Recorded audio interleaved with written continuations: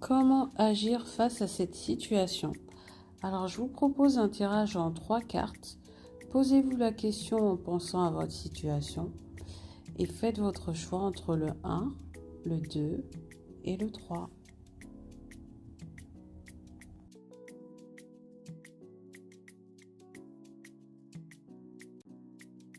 Pour ceux qui ont fait le choix numéro 1, vous avez choisi la reine de la passivité.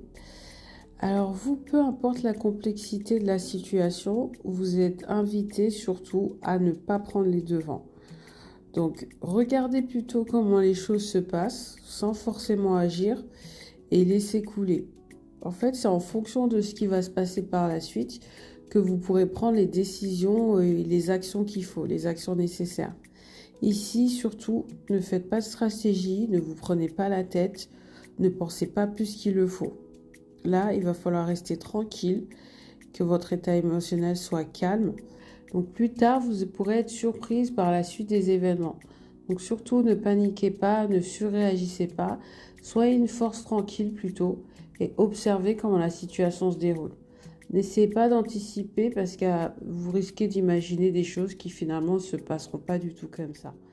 Pour ceux qui ont fait le choix numéro 2, vous avez choisi la reine de l'oppression.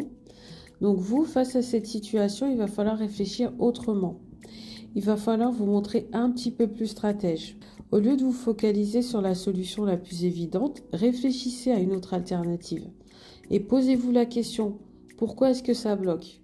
Là, vous êtes invité à faire un petit peu d'introspection plutôt que d'agir de façon directe. C'est comme un nœud ou une énigme qu'il va falloir trouver. Peut-être que vous, là, pour l'instant, vous vous croyez impuissant, mais en fait, non, pas du tout. Si vous posez les bonnes questions, que vous réfléchissez d'une autre manière, ou alors que vous empruntez une autre porte de sortie, alors là, vous allez voir que ce sera complètement différent.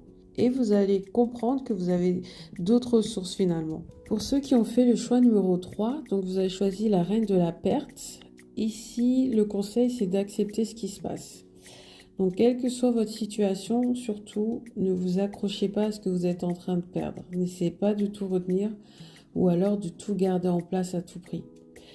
La meilleure façon d'agir ici, c'est d'accepter sans essayer de vous accrocher. Derrière cette situation, il y a sûrement quelque chose de plus positif qui vous attend. Mais pour le moment, vous êtes invité à vraiment lâcher prise et à accepter de vous détacher de cette chose-là.